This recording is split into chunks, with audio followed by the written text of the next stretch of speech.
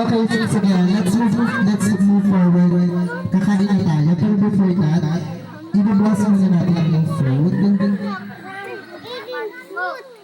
Before pala niya, may surprise pala yung mother sa ating sa brand.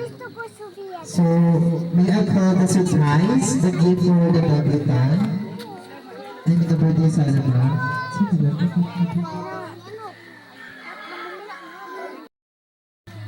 pwede pa dito tayo ng mag-message sa kanya.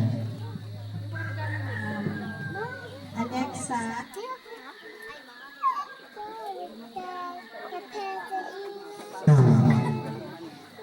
Alexa, happy birthday and more.